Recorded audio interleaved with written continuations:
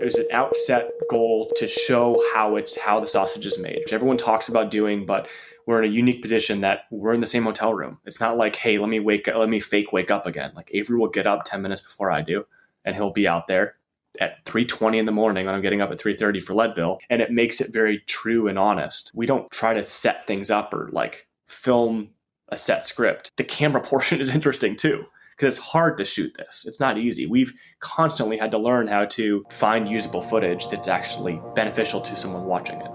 Alexey Vermeulen decided to leave the highest level of professional cycling in Europe to compete in gravel, road, and mountain bike races back in the United States.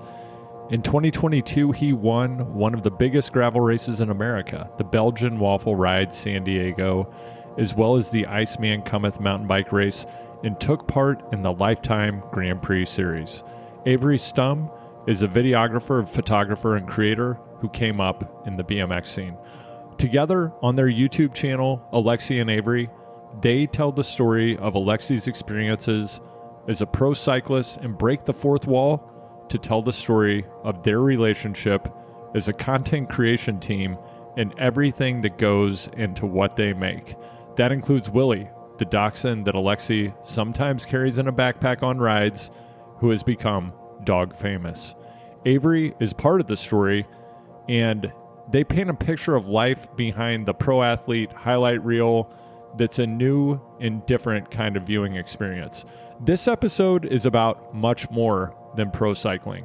We talk about logistics, teamwork, the creative process, how doing hard things with friends makes success more fun, and much more. Find Alexey on social at Alexey Vermeulen. Find Avery at Avery_Stumm, and find the Alexey and Avery Show on YouTube. You can find those links in the show notes. If this podcast has reached your ears, please like, subscribe, hit 5 stars, and leave a review wherever you listen. If you're new to the show, welcome. Choose the Hard Way is a podcast where guests share stories about how hard things build stronger humans. I'm Andrew Vance, and I've spent more than 25 years telling and shaping the stories of the world's top performers, brands, and businesses. I've held executive and senior leadership roles at the social network for athletes Strava and the human performance company TRX. My byline as a journalist has appeared in outlets including Rolling Stone, Outside Magazine, the Los Angeles Times, and dozens of other publications. Today, I advise and consult with businesses and nonprofits on high-impact storytelling strategies, and I coach leaders to become high-performance communicators. If you'd like to work with me, reach out on LinkedIn, DM me at Vance, that's V as in Victor, O as in Oscar, N as in Nancy, T as in Tom, Z as in Zebra, or send an email to choosethehardway@gmail.com. I'm also now considering sponsorship from mission-aligned brands to support this show in 2023 and beyond. If that's you, reach out. We're revamping the newsletter, so be sure to sign up at choosethehardway.com to get a monthly drop of insights, some cool stories, and a look at what's ahead. If you'd like to suggest a guest or say hello, you can DM me at HardwayPod on social or send an email to choosethehardway@gmail.com. My Opa, my grandfather, was immigrated from Holland to Canada, and he raced in the 40s before the war. And then started the London Cycling Club in London, Canada. And that kind of transitioned to kind of skip my dad, but we started going on rides. And the first moment that I remember doing longer training rides was with him. Because your origin story that I've heard is, it sounded like you were maybe a cross country runner in high school. You quote unquote got into triathlon. It's not the sport that most high school students are jumping into, besides Lance Armstrong, I guess. Yeah, I mean, and Lance wasn't Lance is a weird topic, but I think as we get further away, there's more space to talk about it. For people that was in his era, right, it's a negative connotation. I thoroughly believe that most people my age wouldn't have a career without Lance. And so it's an interesting spot, right, that someone who was an asshole to a lot of people, but had a very positive impact on probably more, in my opinion. And so it's hard to talk about, but I think Lance was definitely up there, but also there's just a lot of people that I think for me, it was athletes in general that had this trajectory that I was enamored with when I was younger. Like Apollo Ono was another one. Rafa Nadal was another one. You listen to these stories, it's very much like King Richard, the movie just came out about the Williams sisters. Like they were all at a very young age told this is a possibility and it's up to what you make it. And that's kind of what my parents told me. It wasn't anything was given, but at the same time, it was like, hey, well, we're happy to support this if you want to put some time into it. And so I think it just I had this weird trajectory through sports because there was never a blockage. It wasn't like, hey, you can only play high school sports. It was like, what do you want to see? What do you see on the TV and you want to go try to do? I think one of the reasons I'm thinking of Lance, yes, he was a highly influential cyclist during that era. Yes, he has a highly controversial reputation. And he started out as a swimmer, more or less. And then he got into triathlon. And from what I've heard you describe, that was kind of your path into becoming a professional cyclist, right? You started as a triathlete.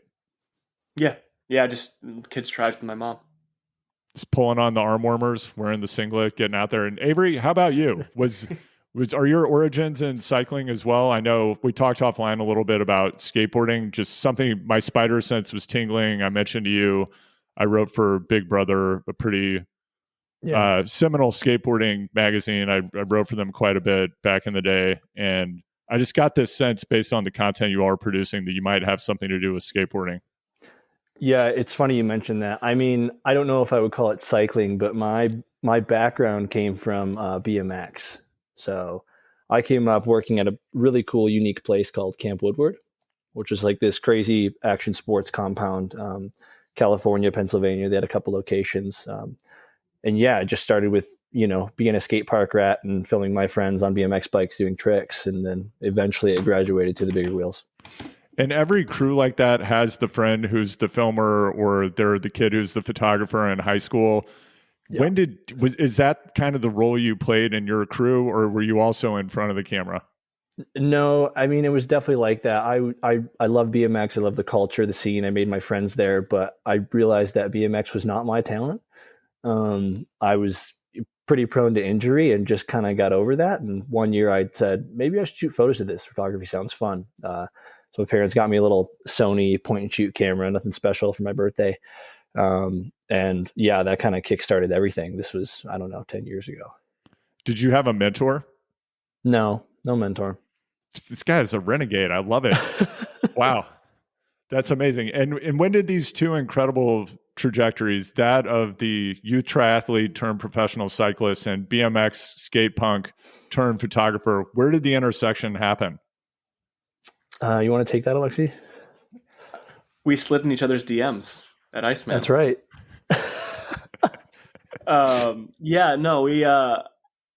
We both knew of each other because Avery was the guy that most people went to in Michigan. We grew up an hour from each other in Michigan. And I think as Avery came into cycling, he was trying to figure out how to not just do generic photos, but how do I get involved in like the cool part of the sport. And I think we met at Iceman one time and then we connected over Instagram. And then from there, it's just been like the unique part of this ingredient started then. And it's hard to not jump into it immediately because this is the coolest part of my entire story for me. But like there was never like, hey, you come take photos for me for a sponsor and I'll pay you? Like never. It literally grew out of this space where like Avery's like, hey, like, can I come out? Like, let's go for a mountain bike ride and I'll shoot. And like, we'd go ride together and shoot photos and shoot video. And then of course you find places where it fits better. And you start to be like, okay, hey, I'm a cyclist. I don't have money, but I can pay you in bike parts. Right. And so like you start to grow this. And that's the unique part of this is that it's never, obviously there's money involved now, but it's never been about money. It's been a friendship and a relationship that's transitioned into a mutually beneficial business as well. Has Avery ever demanded a wax chain? Not yet. That's a new one. Okay. No. You're going to give him ideas, though. You got to keep your mouth shut. Yeah, exactly. So I have to imagine those are pretty expensive, and you don't want to just be giving them out to anybody. I want to hit pause for a second, though, and talk about Michigan. I don't know if you guys have read the book, The Talent Code, but there's a lot of data that people who grow up in austere environments with kind of minimal access to high-tech training and equipment those often are the environments that produce the highest levels of champions. You guys are champions of content right now, and Alexey, you're a champion athlete. But do you have any thoughts about being in Michigan and moving in the direction of becoming a professional cyclist? Because winter there is certainly not, it's not Monaco. Yeah. I would take it two ways also. I mean, physically, yes. I mean, like I grew up believing that what I was doing was harder than what anyone else was doing, right? Grew up believing that I didn't need to go ride my bike on a trainer for 2 hours. I could go out and play hockey for 6, and it would be the same amount of training, if not more. In that same regard, like it was just what was given. It wasn't that everyone's getting S-Works bikes when you're younger and you're dreaming about it because Contador and Schleck are battling it out. But I got a single speed with studded tires and we put weights on it, and I was excited to go ride it because, I was like literally wasn't to get stronger. It was because I wasn't light enough to go through the snow to the ground and actually pedal. Or heavy enough. So like, it's all these ways that like, I felt like what I was doing was unique. And when you're young, that's part of it, right? It's building your character as part of believing in what you're doing. And I don't think many people get there until they're in their 20s and like truly believing in themselves or what they're doing. But that also comes down to the other part of the Midwest or any Australian environment like you're talking about, that I think a lot of it comes down to community. And like Michigan, more than any place, in my opinion, has this like, we're Michigan and we're proud of it. And I think a lot of places have that, but that's always been instilled inside me. Even if I didn't live in Detroit or anything else, it's that same Detroit versus everybody vibe anywhere you go. It's like you will be adopted by the people you have around you. And as a kid, I mean, that's intoxicating. There wasn't anywhere I went that it wasn't a big deal for what I was doing, even if it was a small sport. Everyone was proud and made sure that I had the best opportunity I did. And I don't know, that to me, that pedestal you're lifted up on because of the community is almost more important than the environment around. And you guys, you're going to have to remind me the name of the race, but one of the races that you've produced content around, it was a snowstorm. It was like 20 degrees at the start, I think. Which race was that? Probably Barry. Yeah. Yes. Barry-Roubaix. Yes. Yeah, Barry-Roubaix. Yeah. And so just the idea of getting out there in, 20-degree weather to go do a bike ride. I live in rural Maine. It's not something that I want to go do. Were you getting out and riding in the dead of winter pretty frequently in addition to playing hockey and those types of activities? Yeah, I ride full around the year. I'm also not a fat bike guy. I'm very much like, how can I make my mountain bike or gravel bike able to just take this on and still be agile? Moving from Michigan to Boulder changed that a lot. You have just winter days. Then it melts 2 days later. But I'm never going to be scared of a winter storm. I mean, it's always you freeze your face and then everything else works out. Okay. So Avery, why don't you give me your side of this cute meet when you all started working together? What was the experience? We've heard the Alexey side of it. What was the experience like for you, and how did that come about? Yeah, I mean, like he said, it all started with an Instagram DM. It was around the time I was transitioning from small wheels on BMX, and I just kind of fell in love with mountain biking. And a lot of people naturally from BMX were kind of making that transition, more on the slope style side, still doing tricks. But living in Michigan, I was like, I'm going to do cross country. Why not? Because this is what we have here, and it's relatively flat. And my dad got me into my first bike. And just like when I started BMX, it's like, okay, I want to shoot this stuff, but I don't have friends in this sport now. It's a whole new sport to me. So who can I reach out to? And I actually remember I was riding a local trail called Potawatomi, and Alexey flew by me and some friends. I don't know if he even knows this. And I'd been following him on Instagram, and I was like, holy crap, I think that's that Alexey guy. So like, I didn't know like where he even rode. So I think that was the day I DM'd him, and I just said like, hey, I'm a photographer. This is what I've been doing. Let's meet up and ride sometime and maybe shoot some photos. And that's kind of what initially sparked it all. And at the time at which you reached out to Alexey, was Alexey doing any video work where he was in front of the camera? No, I think his feed was actually pretty weak. That's another reason I reached out, I was like, savage. This guy's a good athlete, and I think I could give him some great photos. Let's do this. So do you remember the first thing you guys worked on together? Well, it's funny. We didn't actually like fully meet until Sea Otter, right? Like really meet. Yeah. Yeah, we tried to link up for so long, and then we both aligned at Sea Otter completely on different agendas. That's where we officially met, and then I think a couple more months went by, and then we finally got out in the winter and shot some fun photos of him on the trainer outside with his dog. Was that the first time, Alexey? I think so. Yeah, yeah. I just drove on down to Ann Arbor, and we had some fun. It sounds like quite an interesting setup outside with the trainer and the dog. Everything. You got to make unique photos. Yeah, I mean, we're going to talk about this later in the interview, but now that the topic of the dog has come up, I don't want to go super deep in the New Yorker story, but the New Yorker story, Alexey, you were kind of passively mentioned in this list of characterizations of professional gravel riders as more or less being people pulling marketing stunts who were lesser caliber athletes. I would say that's how the New Yorker writer characterized that. What did you think about that characterization? It was funny because I had like 6 people tell me, "Hey, you're in this article," and I saved it and I didn't sit down and, I mean, it's a hell of an article to read. It's long, right? So I saved it and finally just went through and read it. I don't know. I didn't mind or care. I don't think it portrays cycling very kindly.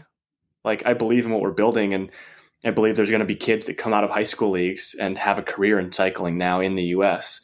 And it makes it sound like whoever has the biggest pizzazz is going to win a bike race, which is exactly the opposite. But I mean, that's also how this goes, right? It's that thought process that maybe all good publicity is good publicity for cycling. How often are we in the New Yorker? But yeah, I haven't thought twice about it, but it wasn't something I read and I was like, I'm gonna repost this. It's good for cycling. Right. And for people who aren't deeply familiar with your career, Alexey, you spent a number of years in Europe. You were pretty much on track to head in that world tour direction. And then you came back to the United States. You got involved in racing on the dirt. Again, people can go check out other podcasts if they want to hear a deep dive on that. I'll put a link in the show notes. But I'm curious, as you turned in a new direction, decided to pursue dirt-based racing, I know one of the things you did is you went deep on mountain biking, and it sounds like you grew up mountain biking. At that time, did you want to level up your skills as a mountain bike rider? Yeah, I'll try to make this quick, but so racing in the World Tour was like the dream. It is, I like getting there. It was amazing. It was everything I ever wanted. But then I quickly realized, like, okay, what's the next step past this? Like, the only thing that I feel like I missed was racing the Tour de France, just because I had grown up idolizing these races. But when I moved on, I quickly realized that, like, if I wanted to be successful in the dirt, I had to fix what I was not good at, which, yeah, I'd grown up mountain biking, but in Michigan with roots, no rocks, no big descents that are, multiple minutes long.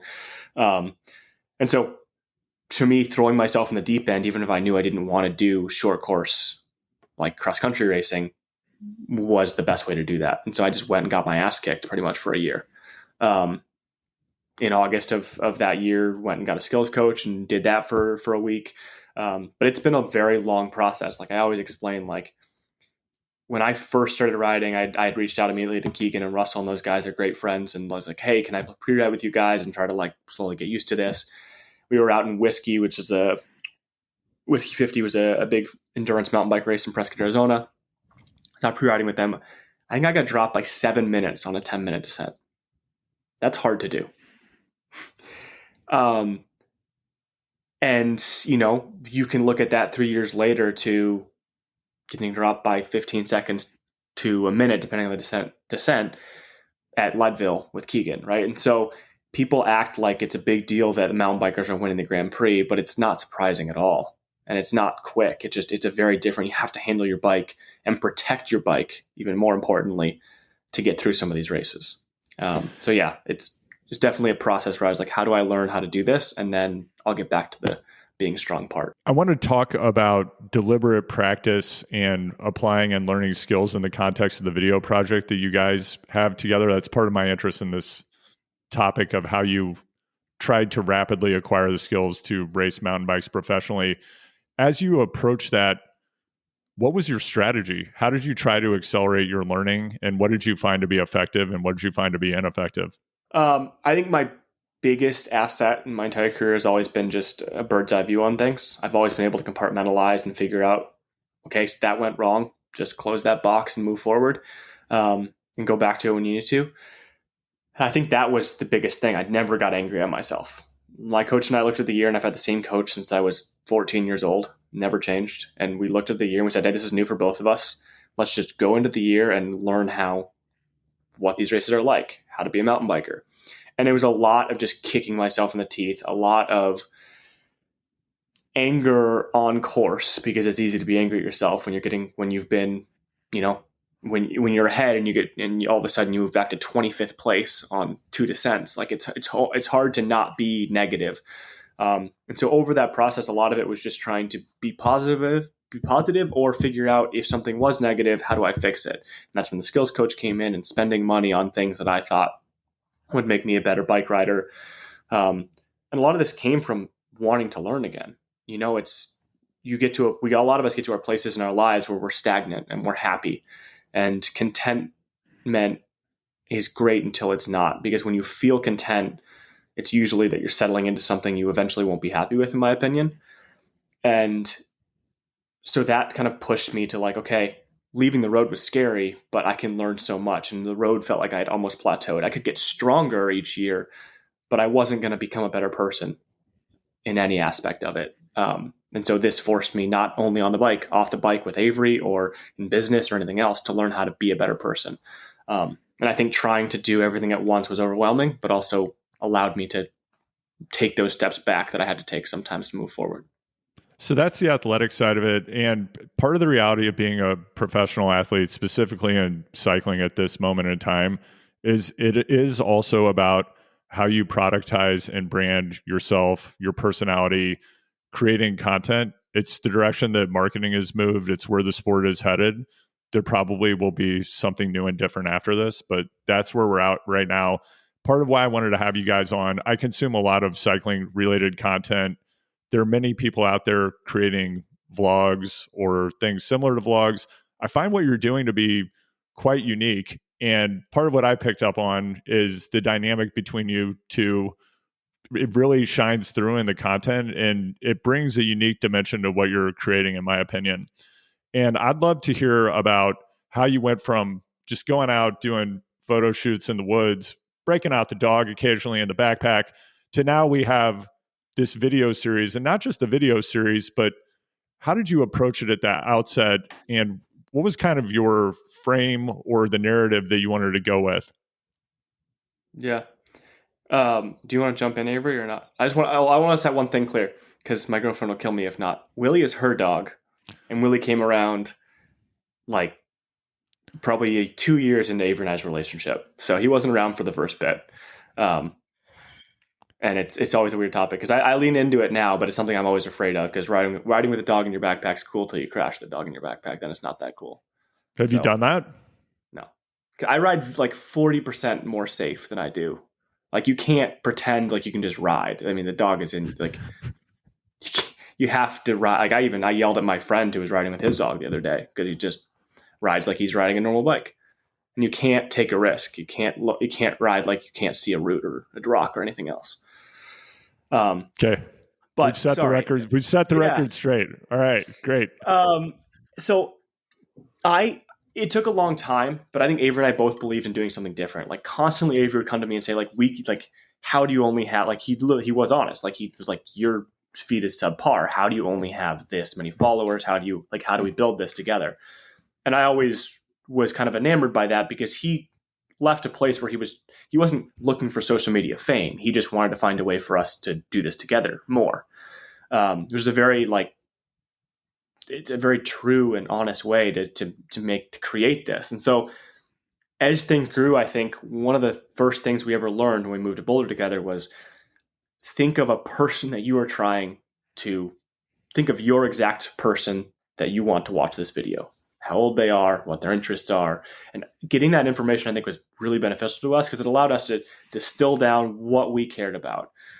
And so to me, like, very simply, I think that Avery and I sat down and together said, all we care about is motivating and inspiring people. And doing that through what we're already doing is the best way to do it. It is always going to be race focused because races are what we're doing together. But that's not the point of it, right? My favorite part of this entire year was if you watch the Belgian Welf Ride San Diego video, that would Avery in the middle of that realized that I was not getting feeds like I needed to. And had never fed any time in his entire life, grabbed 2 bottles and drove out to the middle of nowhere on course to feed me. Ended up being the start to a great year, winning that. But had I hired someone or not had a friend in the person who was filming me, I wouldn't have won, let alone been in the final of that race. I would have had no water for over 100 miles. And so it's this relationship first focus that I think is our goal to put out in content, which is hard to do. But that's, I mean, from my side, and I think Avery's as well, that's my opinion. And I don't know. I actually want to hear what Avery has to add to that. Yeah, I mean, I don't know. It's just this thing where we kind of sat down and said, like, what do we want to show, right? Like, I'm a full-time photographer, videographer by trade. Like, I don't only work with Alexey. I service a lot of clients, and a lot of those are his sponsors as well. But I always get messages on Instagram and wherever it be of like, people want to see my side of it too, like, which is so funny to me because I'm just doing my job. I forget that people find the media side of it interesting as well, because, while the footage just shows Alexey, there's a lot that goes on behind that as well. So, I mean, it's just, how can we kind of show both sides of that in a space where I feel like a lot of cycling vlog based content right now is just, about one thing: winning, not winning, an athlete, training. So where's that third, that second kind of dynamic of like what it really takes to get this done, and that it's not really just that simple of a process. Yeah, and Avery, I want to talk about this. You guys break the fourth wall. Avery, you're in the videos, which I think is so cool. It's quite different from a lot of other content that's out there, particularly the super polished Instagram content, right? Yeah.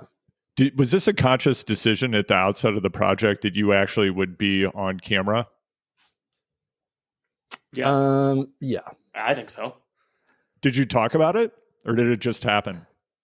I think Alexey definitely pushed me to put myself on camera more, because it's not something that I was super comfortable with at first. Not that I was against it. I'm just, the typical, if you've never turned the camera on yourself, I'm always behind the camera. So to be like, maybe I should show a little bit of the realness and personality to it, because then it becomes way more relatable. And, that's what people want to see, is relatability. So.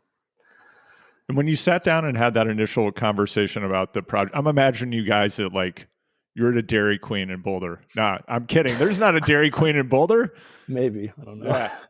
Yeah, I don't know. You're somewhere, you're at a vegan place in Boulder. You sit down and like you're drawing up the plan. Was there a sheet of paper? Was it a conversation? Did you have a computer? How did you riff on this idea? I just think it's just a lot of conversations, a lot of phone calls, a lot of like, hey, let's meet up and just have lunch and talk, or hey, let's order Domino's and talk about it.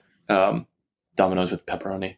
But it was, I guess Avery's right. It wasn't an outset about having him involved, but it was an outset goal we wanted to show how the sausage is made, right? Which everyone talks about doing, but we're in a unique position that we're in the same hotel room. It's not like, hey, let me fake wake up again. Like Avery will get up 10 minutes before I do, and he'll be out there at 3:20 in the morning when I'm getting up at 3:30 for Leadville, and he'll be there, right? Because he's in the same house, he's in the same place, and it makes it very true and honest. And the same thing is we don't try to set things up or like film a set script. There's a couple times where you're like, hey, we should definitely say something like that, or we may take notes. But it's been this honest goal to like, hey, someone's going to also know how Avery set his camera up to shoot a passing cyclist. So, hey, Avery, you should try to turn that on, or have a GoPro on you. So it's not like, hey, we need to have Avery in it. It's more like the camera portion is interesting too, because it's hard to shoot this. It's not easy. We've constantly had to learn how to find usable footage that's actually beneficial to someone watching it.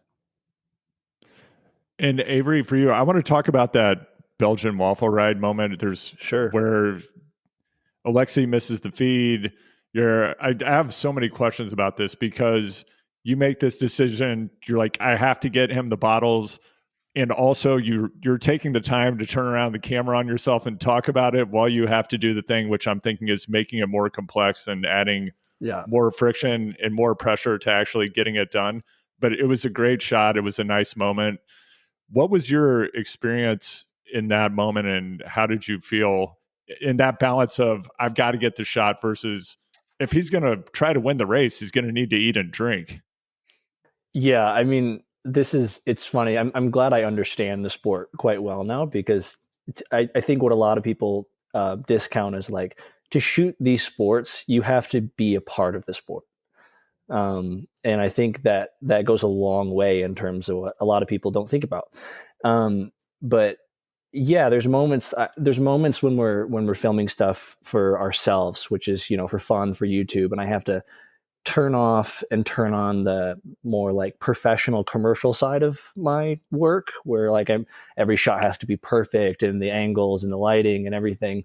And in moments like that, I'm filming him from the race, and it's absolute chaos. Every single event that I go to is absolute chaos. I mean, when the gun goes off and Alexey is, doing his thing, that's when my gun goes off as well. And I think like it's a lot more complicated than people think. The night before, we usually make a map of every, feed zone. We put these pins down, and okay, I'm going to shoot you here, and then I'm going to try to get a shot here and try to get a shot here. But logistically, it's a nightmare because there's thousands of cyclists on this course. Lots of roads are closed. There's a lot of variables that go into it. So in Belgian Waffle Ride specifically, I had been at both feed zones, getting ready to film him, because there's only so many places you can film people on a course like this. And I watched him miss 2 feeds. And I thought, okay, I have multiple clips now of Alexey just not getting fed. What's that going to do for us? And then I thought, and what's going to happen to him now?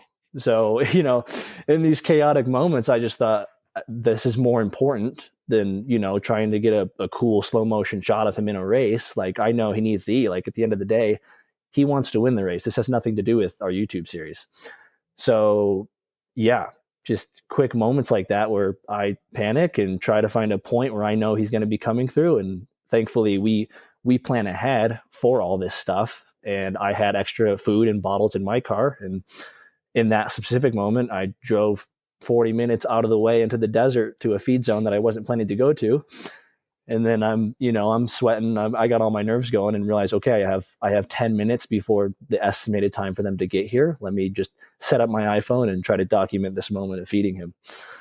And for anyone who's listening who doesn't understand what happens in a professional cycling race and the way feeds happen, there's someone standing on the side of the road. They're holding a bottle or a musette, which is a bag. They hand it up. The rider who's passing by, usually at around 25 to 35 miles an hour, grabs the bottle or musette, and then they consume it. That's not an easy thing to do. So, Avery, had you ever handed up a bottle before to No, somebody? I was terrified. Because, I watch feeds happen all the time, and there's just there's a bunch of dudes just reaching their arm out as far as they can to, hopefully get this small bottle into their hand as, 80 men are, hauling ass at them at 60 miles an hour on a bike. So I'm like, well, I've seen this happen before, but I've never done it. So I went up the hill a little bit to make sure I could separate myself from that crowd, because I was a little nervous. But yeah, I managed to get it done somehow twice. Good job. And Alexey, I have to ask, how many grams of carb were you running in your bottle? I mean, people want to know. Oh, those were full scratch super fuel. It's not called super fuel anymore. What's it called now? High carb drink mix. Super high carb. Yeah. But no, like I it's funny because I follow this line of like trying to be efficient, but I think both of those were like 120 grams of carbs, 110. Like they were pretty high. Like 400 calories a bottle. Yeah. Yeah, because I think both of them were in Avery's car were emergency bottles. Like, oh shit, something's gone wrong. Like I'm probably, if I need this, I need this. So I think they're both pretty. Okay, and how would you rate Avery's hand up? Oh, spectacular. I was more nervous watching him than I was grabbing the bottle. He had a stance like I could have run into him, and I think he still would have had the bottle there. He had a wide stance. I extended that arm as far as I could, and I was shaking, but we got it done. Nice. That's where the martial arts training comes in. Yeah, exactly. And I think one of Avery just alluded to it, but having someone who understands the sport and understands you is crazy important, right? Like even just when he knew I was off the front going to win that race and he's at the finish line, having that moment to he sat down and set 2 cameras up, one that was running slow-mo, one that was running normal, so we could use the audio over the slow-mo. Like it takes someone who understands the sport and know there's going to be announcing, that you're going to need the announcing talking about the finish line, but also you want a beautiful shot of this finish to make this special and make you feel like you're at these events. Because I am definitely not the most important part of this video series we have. And Avery, you talked about this a little bit in terms of planning out where you're going to get different shots and where the different feeds are on the course and probably where you actually can get access. But Alexey, for you as a racer and someone who's going out and competing at the very highest level of these disciplines, what additional pressure does that add or not? And what additional logistical complexity does it create to be thinking about, I'm producing a video shoot with Avery and I'm going to do this race? It definitely adds something.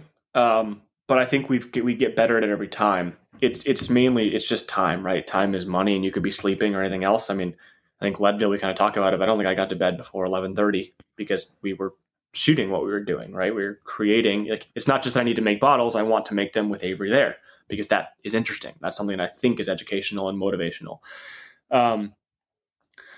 So a lot of it is literally spent looking at a map and mapping out, going on Google Earth or having done part of the course and knowing where we want Avery. I mean, we'll have a video come out where we detail that a lot. We've been trying to get it out for a while. This is on Belgian Waffle Ride, Michigan.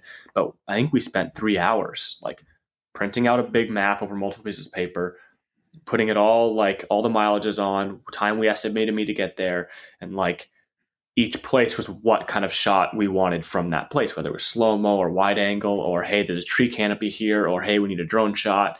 So in Avery's complex, it's already crazy for Avery when I'm racing, right? No matter what, it's going to be crazy. The last thing he needs to do is complicate that more. So that's something I try to do beforehand is, hey, I'm going to make pins on Google. I'm going to send you a whole set of pins and he can go pin 1, pin 2, pin 3. So he knows exactly where to go during a race.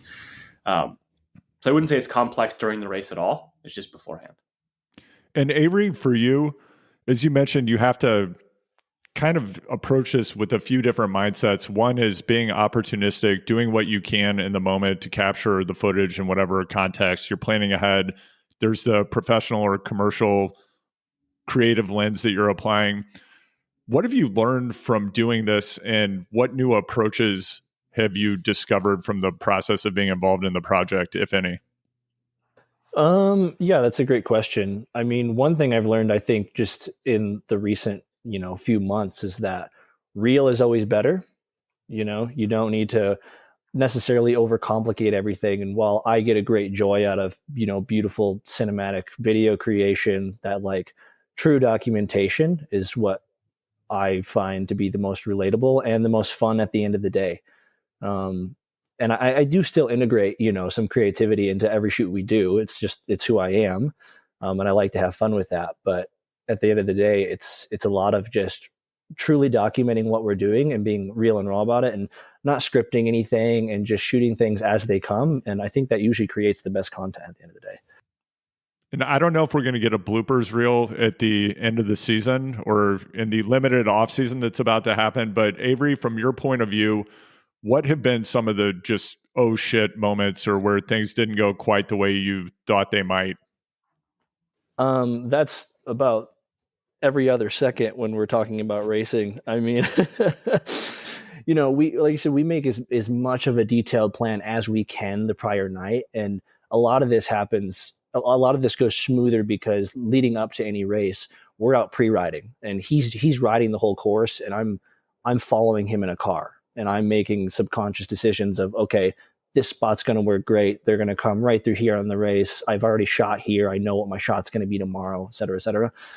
But yeah, there's just so much unknown come race day, right? There's a big pack of dudes. I don't know if he's going to be in the middle of it and I can't see him. There's times where the police tell me, nice try, you're not going here anymore. You thought you were.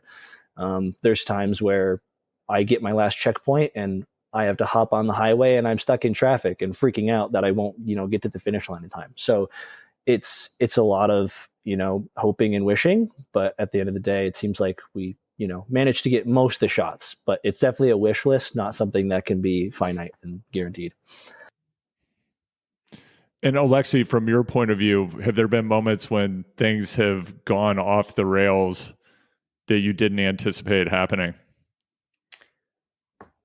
Not really off the rails. I mean, I think we're both pretty even keel. We spent enough time together to, if it's gonna go crazy, it's gonna happen over time. Like, okay, we need to go spend some time apart before we bite each other's heads off. But no, I mean, all the little things is mainly just like, I feel like the things that are like Avery talked about, we want it to be real. And so some of these like race recap moments are like, hey, let's recap the day. We're like, oh, we'll do that later. And we never do it because we don't actually care. We think it's important to the video to add context to a greater story. But it's like, the Iceman's a great point. Like we never did it, right? And we were like, okay, how do we still make this interesting and fun? So we're like, oh, let's just go build a table outside my garage and shoot a video, right? But it's not something. It was because we had put it off for so long, knowing we had to do it, that it was the last piece of the video that we needed to finish it. And so I think it's mainly just us causing ourselves more stress by not finishing everything. Like I think we have every 10 or 12 videos like in a pipeline that we like we're trying to put out now in order. And like, oh, what's this one missing? Oh, what's that one missing? But it's a weird process to learn how to do. Like I want to learn how to video edit, but right now that's all on Avery. So like Avery will follow me in a car, like a longer day than I have most of the time, right? He'll spend 6 hours in the car or 4 hours in the car pre-riding behind me. He'll finish. He'll come film me at the expo, whatever I'm doing, and we'll get done. And he'll be home dumping cards while I'm taking a shower or relaxing with my legs up. And so we finish these weekends and we're like, holy shit, man. Like that was great. That was fun, good experience. But like of making the video is the last thing on your mind at that point, because you just live this experience and have this memory together. And then you're like, oh shit, we need to tell these other people about it because we said we would. And I think that's what we're trying to figure out most is like, what's the pacing of that? Because we want it to always be real and not rush it out because YouTube says you should get a video out in a certain number of days. And I believe it's in the Iceman video, and that's the one where you built the desk out of your sponsor product cardboard boxes. Yeah. That was genius. I loved it. It was such a nice touch. And I don't remember if it's in that video, but you talked about the number of flights you took this year. Was it you guys took over 40 flights together? 44 flight segments, yeah. Flight segments. Right. Yeah, so like I had 22 round trip flights. Okay. And part of what I enjoy about this series, having followed the Lifetime Grand Prix and gravel for a while, and as a journalist, I've been writing about gravel since 2005. Actually, I wrote about Trans Iowa in the early days, and you really show the glamour of being a professional athlete in this sport. And when I say glamour, I'm being very ironic, but seeing you guys in some of the hotel rooms that you're in with all this stuff spread out everywhere, it makes me laugh. I love it. But yeah. What's the experience like in the moment? It looks pretty hectic a lot of the time. Yeah, I mean, I'm sure everything's is hectic. It's part of like this learning experience for me. Like it's very different. Like no one's booking hotel rooms, picking me up from the airport anymore, right? I have to make sure I get a rental car that's going to fit a bike or two bikes. Avery's bringing a bike, and I got to make sure I book the flights correctly. I've done that once incorrectly this year. Like you got to make sure you have everything on. And I tried to like once again compartmentalize it for myself. Like I'll book everything through Unbound, like in December, and I'll book everything from Unbound on probably in like March when I have a little bit of a hiatus. But it's, it's part of the fun, right? Especially when you start doing some of these longer trips like we did, like to Finland, like it's not going to go right. Nothing that you plan travel wise or anything else is going to work. And so it's like the hectic is the fun part of it. Like, oh, wow, that was that was weird. We just encountered together. Like, what are we going to do? We're going to go to finish McDonald's now? Oh, wow. They have a new menu item. Like, it's very normal everyday stuff. And the question is, do you pull your camera out or not during it? So yeah, I don't know. I've had a blast having a friend. And I think that's the biggest portion of this is like when I first did this in 2019, I did the privateer thing by myself, all the same races for the most part. And I was alone. And you're not alone the whole time. You go and you pre-ride with your friends and you get back. But like, I have a friend to have dinner with. I have a friend to go chat with. It doesn't always have to be on camera. And that's what makes this fun to me, even if it's hectic. Avery, what about you? Yeah, same. I mean, it is hectic for me. Like as we go into as we go into every trip, leading into it, and I'm getting better at this, but I start to stress a lot. There's tons of camera gear, there's money invested, there's time invested, and I need to capture this story and, make it worth it for us in a sense, because there's a lot that goes into it, and, it can be a nightmare at times. So it's chaotic, but I think we're new to this. Like we're very new. It's funny talking about this, like we're some YouTubers that have been, have this big following, but it's something we definitely want to grow. And I kind of tend to thrive in the chaos once I'm in it. While it is, hectic, it is nice to have that dynamic between the two of us where I never feel like I'm there to work. It just feels like we're there to have a lot of fun. And how can I portray that with my camera? And how has your approach to telling stories evolved since you started working together, either from a process point of view or how you think about the narrative arc of the product you're creating? I think it's changed a lot over time. I mean, yeah, I would say significantly. I mean, prior to this, I just consider myself like a camera operator. I would know how to get cool shots and, send a lot of the work off to other people to edit, or just, make a cool sizzle reel with awesome music and beautiful shots. But now like that's a whole nother part of me that I have to subconsciously think about, is that like, okay, we're trying to convey a story here and like show people really it is what we do. Like it doesn't matter how beautiful it is. Like we want to, show the realness of this and what it is we're actually doing together. And that actually involves a little more thinking of, we need to explain this, or, we need to tell an actual story here rather than just think, oh, look how cool this is, And Alexey, from your point of view, how has it evolved? I think it's just evolved from basic thinking, right? To thinking we're trying to produce something on social media to just enjoying and believing in what we're doing. Like, I think that's the beautiful part of this for me is I would say the least prepared we ever were for a video was Iceman. But it's also a home race, right? We've been there before. We knew what we had to film.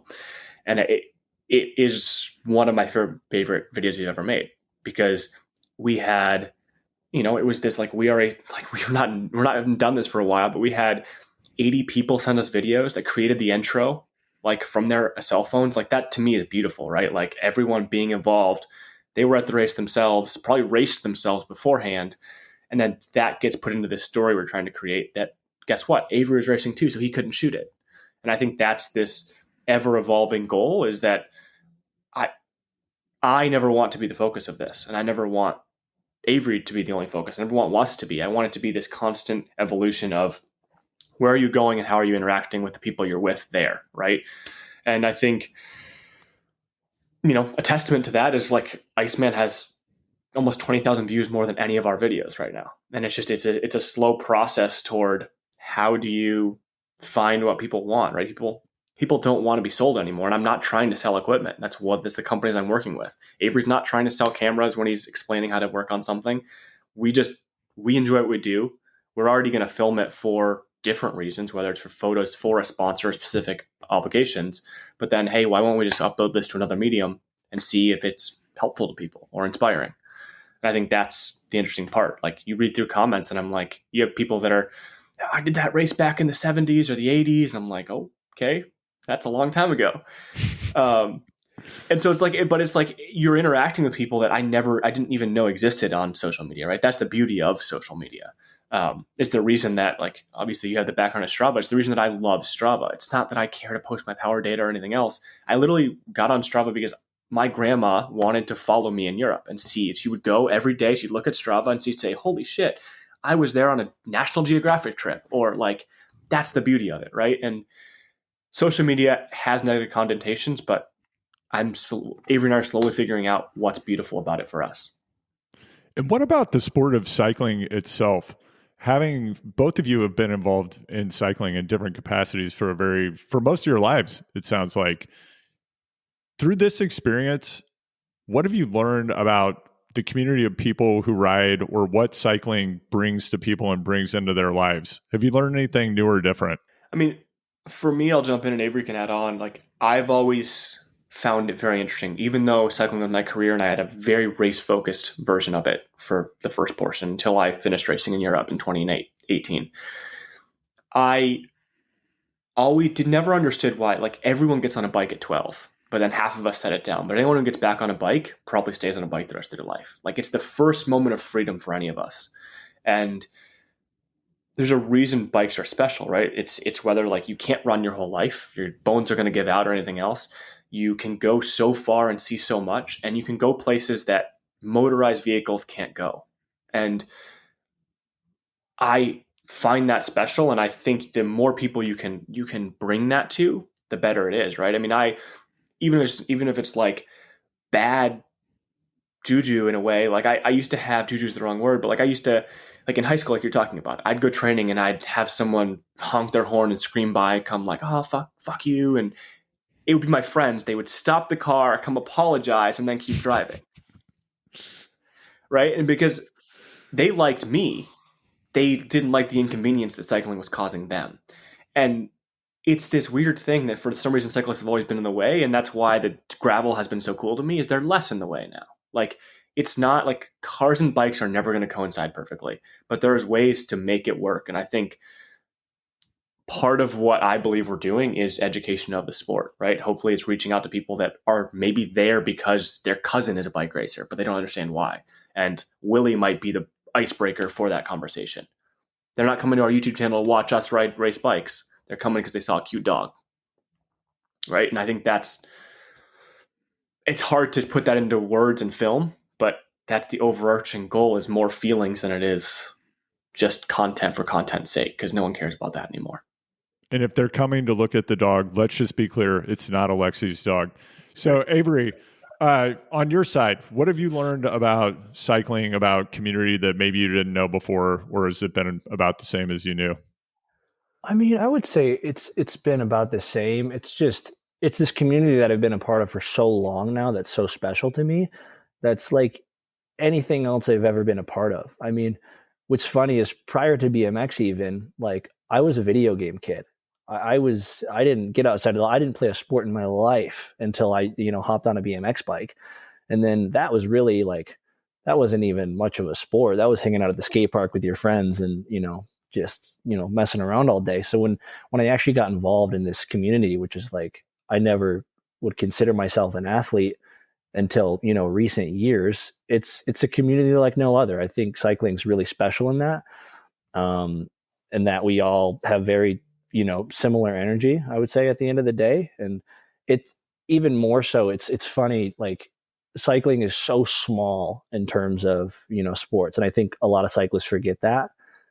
It seems big when we're in it, but in reality, to the grand scheme of the world, like it means nothing. It's so tiny. So when we're at events, and Alexey doesn't even see this too, because he might be, out riding or whatever, the amount of people that approach me, and this just last year, and say like, I love what you guys are doing on YouTube. I would love to know more about the camera side of it too, what you do. Like, I would never expect those questions to happen because it's just what we do. So I don't know. It just seems like an awesome community, and I've always loved being a part of it. How has your relationship evolved through this process of creating this series together? I don't know if there's any boundaries anymore. It's stressful at times. I'll say that. Like, we're definitely figuring it out. I definitely have an issue getting stuff out on time. I know that. But I think it's evolved a lot. We've just become really close and vulnerable at times. And like, we all want the same thing at the end of the day. And we're figuring this out together every single day, what we want it to be and what it can be. Yeah. I mean, that's exactly it. I mean, there's nothing, no matter if it's a roommate or a brother or anything else, if you spend this amount of time with someone, you're going to find the things that they wanted to hide from you. And I think that's also the beautiful part. Like I enjoy that. I enjoy, like I said, having a friend on the road, and this being more than just the goal of creating a video. And I think it's a testament also, like we don't talk about this very much publicly, but like Avery's not paid what he's worth, right? I don't have the money to pay Avery what he's worth, but that's also the beauty of this is he's not looking for money. And there's this just organic growth of what we've built. And I think it's just pride, right? Like both times we get angry at each other, but it has nothing to do with actually being angry. It's like, oh, we both should have gotten something done in the last week. And now we're 2 weeks behind what we wanted to do. And we're at another race. And that's now not going to happen. Like we had a really cool Unbound video. Where did it go? Non-existent, right? Like it's those little things that you just like, you rest on it. But then the minute you're trying to catch back up, it's gone. And I can still, like, we still want to get that video out, but at what point and when? I still want to see that video. Please put it out. Yeah. So, but those are the things that I think is just like, I don't know. We are closer than I ever thought I would be with someone whose quote unquote job is to film and video what I do. And at the same time, it makes it so simple because literally half of this is just, oh, hey, you're leaving tomorrow? Cool. I'll come by. And like, we filmed the Iceman video, and then Avery came to pick me up to drop me off at the airport at 6 a.m. or 6:30 the next morning. Like it's more than just, the video stuff. And so I think that makes it easy that if you're annoyed or something, you just kind of vent your shit and move on. Yeah. And I think right now it's an interesting relationship. They say whatever in a way that you shouldn't be business partners with your friends. But I think what we do kind of works out well in a way, and we just understand each other to that degree, and we're both wanting to do the same thing. It's just a matter of, how we're going to make it work. We both have other jobs. Yeah. Did either of you play in bands when you were younger? Yeah, I played in orchestra. No, nothing. Okay. Nothing? Nothing. All right. I'm not coordinated.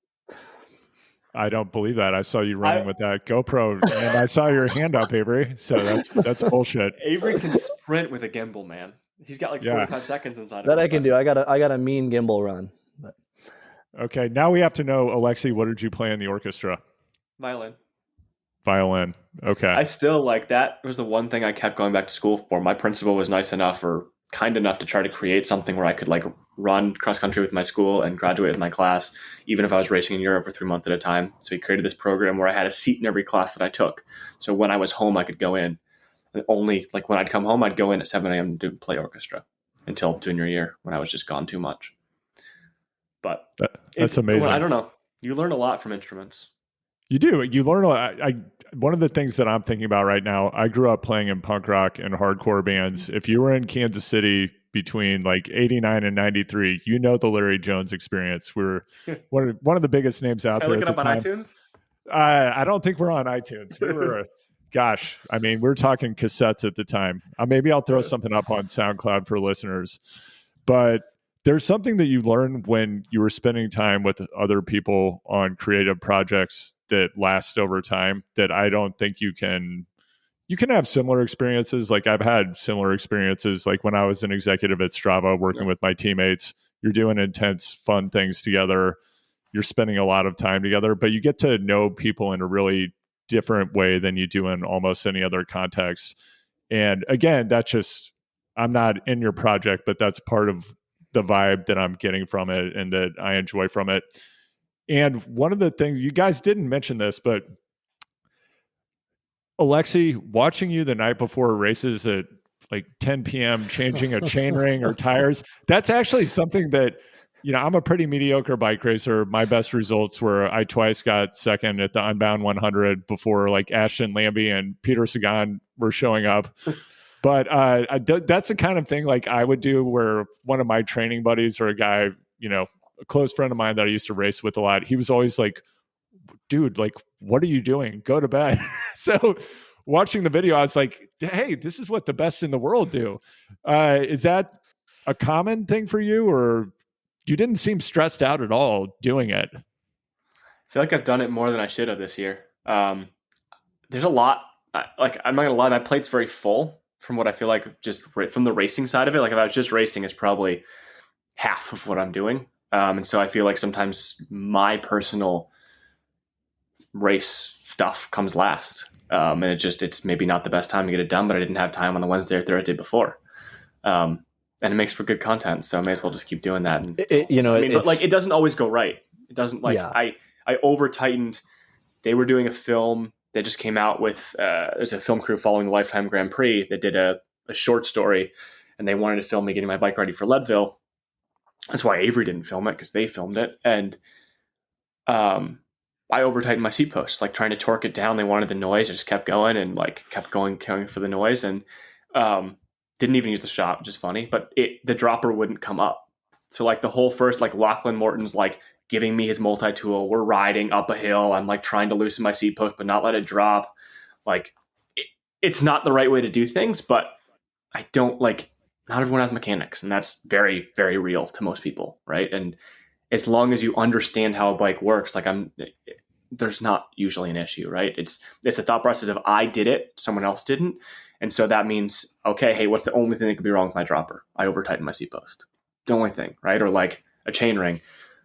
You better ride around that next morning and make sure that the dang thing works with your chain, and carry that chain to the start, right? Like know these things in your head if you're going to make not stupid decisions, but decisions that have repercussions. You must have a really high level of confidence in chain length, because when you're changing the chain rings, you have to have the perfect chain length or you're going to have a problem the next day, right? Yeah.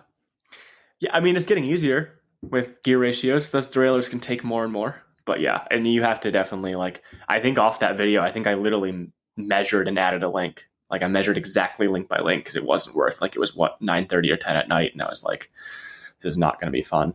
But even like, that's the beauty of being able to figure these things out. Like I raced a full Dura set instead of a GRX, which doesn't have a clutch. So like, I believe I ran like a link short of what it should be, at the expense of possibly ruining a derailleur later on. But like, there's all these, like when you learn how to be a mechanic, which I was horrible until COVID, I just broke a bunch of shit and learned, like it makes it fun. Like the bike build videos Avery does, like the 3T one, I bet it took us 3 days. Like I kept not having the right part, or like different things go wrong. Like, but you learn so much in those moments that it makes it possible to do it on the race course, because you built the whole bike yourself. What else could go wrong?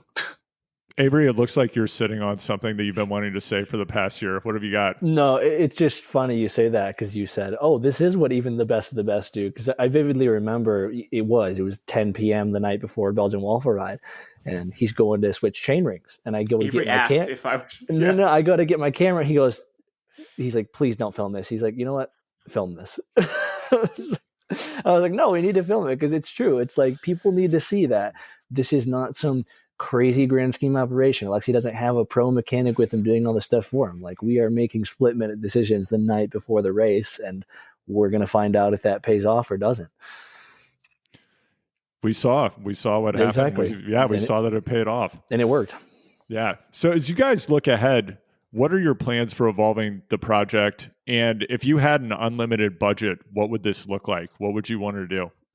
I've been asked this a couple times, but just like not in like an unlimited budget sense, but like, hey, we have more money. Like, would you like a mechanic?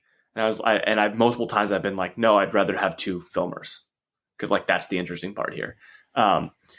We want to eventually have 2 people so that we have multiple angles, because that's the interesting part, right? We want someone to film what Avery's doing. We want someone to film what I'm doing.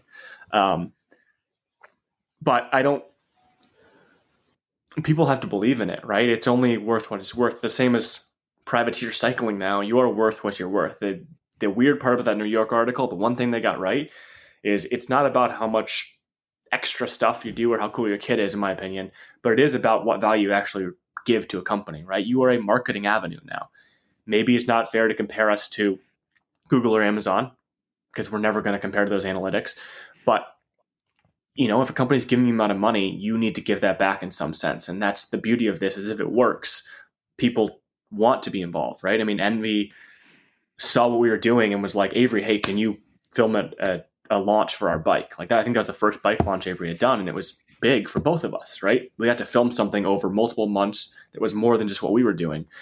So for me to see like I want to see growth that comes organically, and I think that means like slowly trying to invite more friends to come do this with us, and like, hey, you want to race a bike? No problem. Let's also have you film, which we did at Sea Otter last year, but like more of that. And because I think the more you shoot, the cooler it gets. And then Avery and I have talked about multiple times. We want to hire an editor, but we think that takes away the beauty of what we're doing. How so?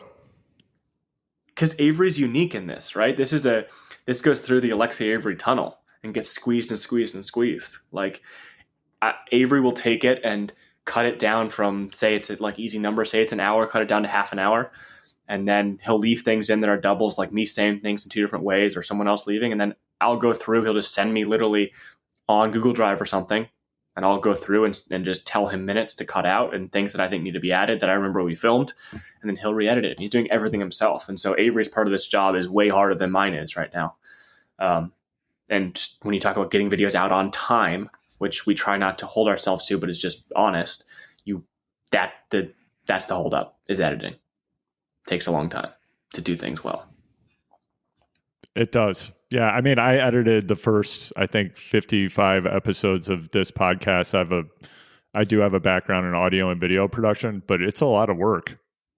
I mean, it's a lot of work. Yeah, of course. If you care about your creative project, you want it to be its very best. And how did you let that go? Because that's our biggest thing. How do you let your baby go into someone else's hands? Like, who do you test? How do you test them? That would be a good conversation to have. It took me a while to find people that I trusted, and yeah, it's you have to find people you have a high level of confidence that you can transfer your knowledge and your understanding of what you believe to be unique about what you're doing. And not everybody's going to be able to do that, and you have to take a leap of faith. And you also, I think, have to understand with the project that you're doing, where do you add the greatest value? And what is the most unique and valuable thing you can add to what you're doing? And what is it best to have other people do? And actually, I've got this book here, Ray Dalio's Principles. If you haven't read it, I highly recommend getting it. He talks a lot about designing a machine to execute your ideas in business, but it's something that you can apply to life, to creative endeavors, whatever. So I think it's a really valuable way to think about it. But Avery, I wanted to come back to you. So we got Alexey's version of what would, sky's the limit, blue ocean vision of what you would like to do with this project. Where would you like to take it? It's a great question, and it's a weighted question because I think of this in my head, and I think very big vision. I mean, it's the dream to be able to just do this one day. Like, I think it'd be cool to where we just travel around and go to races and make our own content. But I think one thing that could be really cool next year that I would love to work on is it's not just about racing. I don't want our channel to just be race highlights, and race videos. And every year we have the same 12 videos at each race. I think something that could be really cool to evolve to is just making content in our day-to-day training life, my work, his work, showing that experience at a way more intimate level of just, this is what Alexey and I do in an average day. He got a new bike. This is documenting us going out for 5 hours to try to shoot images of that bike, or, going on trips for cycling, but that have nothing to do with racing like it did with Finland, right? We have some cool potential stuff coming up in this next year that I think fits that bill well, but just making content for the sake of making content. It doesn't have to be tied to an event or stuff like that. Can you guess who our YouTube idol is, Andrew? It's not hard. You don't have to think too hard. No, you're going to have to tell me. I can think of the one that everyone always says, Casey Neistat, but I don't think Casey Neistat is your hero. Is it?